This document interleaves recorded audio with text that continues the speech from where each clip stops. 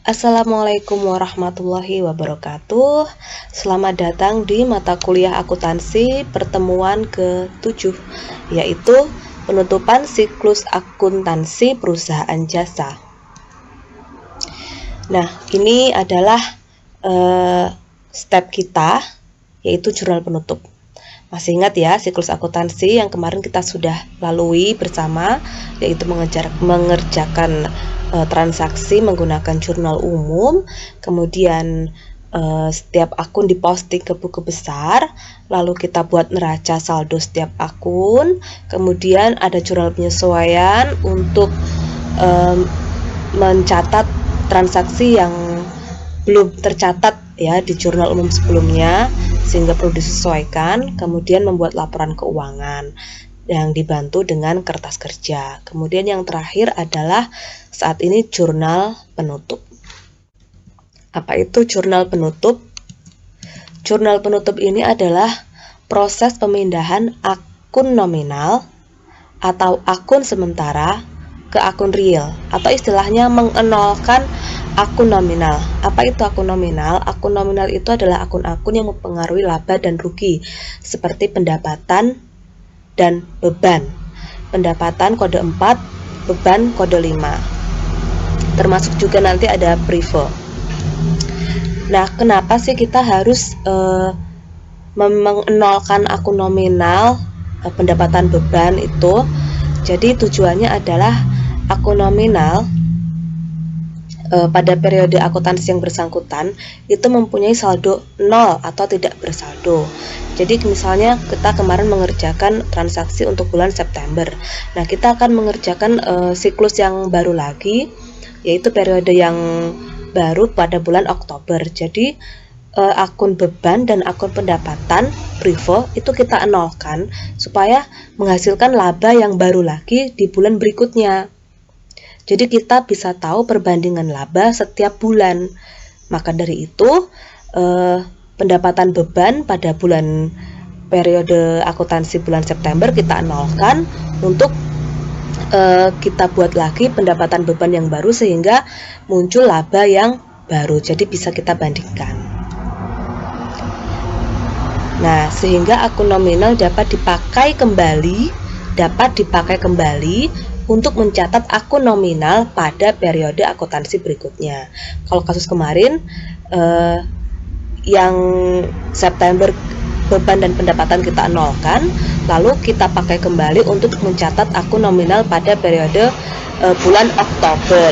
Jadi pendapatan dan beban kembali nol, mulai dari saldo awalnya kembali dari nol lagi. Kemudian langkahnya adalah yang pertama menutup akun pendapatan, jelas. Kemudian itu ada pendapatan jasa, pendapatan bunga, kemudian ada menutup akun beban ya, kemudian menutup akun prevo, pendapatan, beban, prevo. Dan terakhir adalah memindahkan akun ikhtisar laba rugi ke modal. Akun ikhtisar laba rugi itu yang laba atau ruginya itu ke modal, karena kan mempengaruhi ke mau menambah modal atau mengurangi modal gitu. Jadi ada 4 ini ya akun-akun yang akan kita tutup. Nah, ini adalah kertas kerja yang kemarin kita bahas. Kita lihat di sini laba ruginya ini ya. Ini namanya akun nominal ya.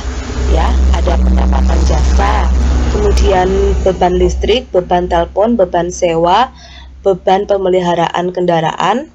Kemudian ini ada beban perlengkapan, beban penyusutan peralatan, beban penyusutan kendaraan, beban gaji. Nah, inilah nanti yang akan kita buat jurnal penutupnya. Nah, termasuk juga ini laba bersih ini adalah akun ikhtisar laba rugi. Kemudian nanti juga ada prevo ini. Nah, cara menutup akun pendapatan.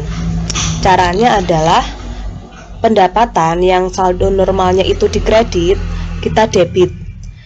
Pendapatan jasa pada ikhtisar laba rugi 57.800.000. Ya, pendapatan jasanya kita debit.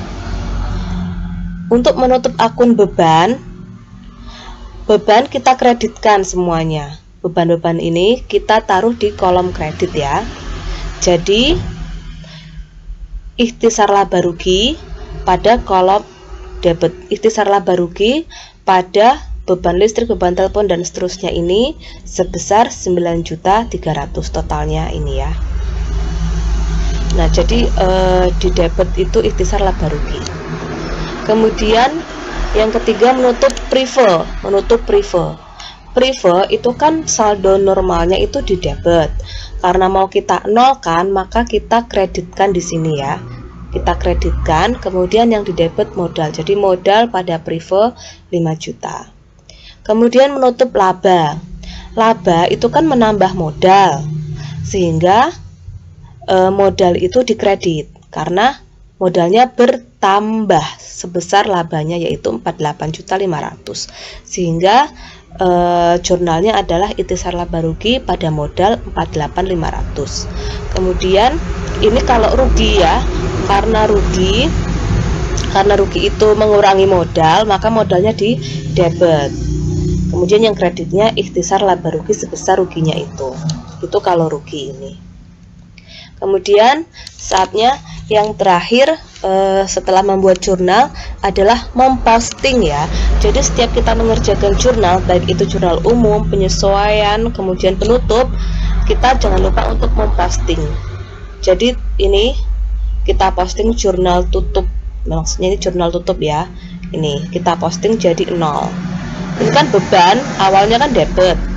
Kemudian karena sudah kita tutup jadi kredit kan, sehingga sini jadi 0. Begitu juga dengan prive. Prive itu kan saldo normalnya kan debit.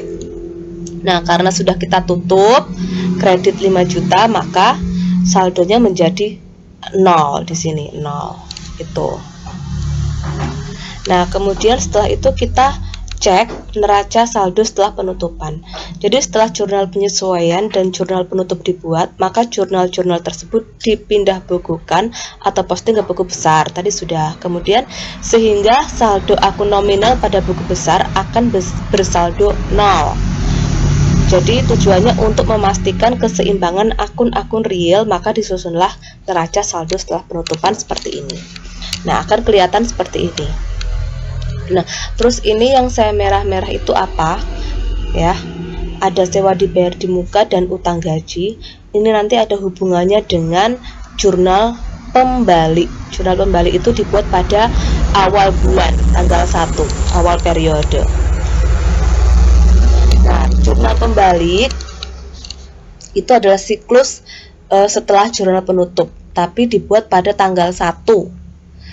Pada penyusunan jurnal penyesuaian biasanya muncul akun baru atau akun real baru baik aset atau utang. Nah, kita coba lihat ya.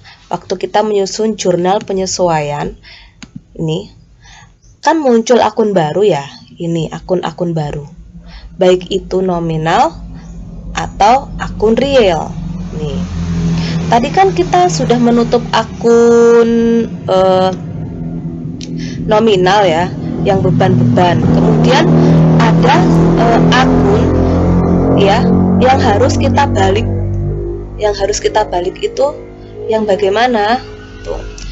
Jadi agar tidak terjadi pencatatan 2 kali dan konsisten dengan metode perlakuannya, maka perlu dibuat jurnal pembalik, yaitu akun-akun beban dibayar di muka, pendapatan diterima di muka, pendapatan yang masih harus diterima, dan beban yang masih harus dibayar. Ini contoh-contoh akunnya.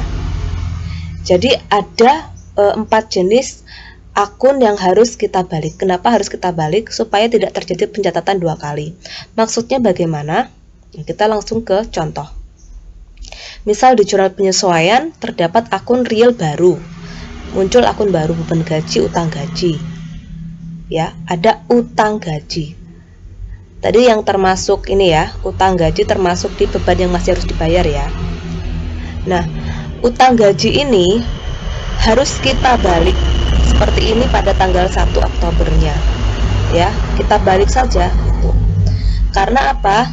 Karena nanti akan ada transaksi pada bulan berikutnya pas pembayaran gaji. beban gaji pada kas. Beban gaji muncul 1 juta, kemudian kas berkurang 1 juta. Itu kalau nanti pada bulan berikutnya ada pembayaran gaji. Nah, jadi harus kita balik waktu tanggal 1 ya, utang gaji dan beban gaji itu harus kita balik. Utang gaji tanggal 1 kan saldo awalnya kredit ya, 1 juta. Kemudian kita balik di buku besar. Tadi kan kita sudah buat jurnalnya ya. Ini jurnal pembaliknya seperti ini. Lalu kita balik. Nih, debit 1 juta. Sehingga ini utang gaji 0. Karena apa? Karena nanti ada akun beban gaji. Sebelumnya kan akun beban gaji sudah kita tutup, sudah 0 ya. Kemudian muncul ini di tanggal 1 jurnal pembalik kredit 1 juta. Dari ini ya, 1 juta ini ya, kredit 1 juta ini. Kemudian pembayaran gaji tanggal 1 itu debit 1 juta. Nih. Karena ini kredit ya. Kemudian ini debit 1 juta, sehingga ini munculnya ini saldonya 1 juta ini. Itu. Nah, gimana kalau kita tidak balik? Kalau tidak dibalik, kalau tidak ada jurnal pembalik, nanti jadinya terjadi pencatatan double seperti ini. Saldo awalnya ya tanggal 1 juta utang gaji, kemudian pas bayar gaji muncul lagi debit 1 juta.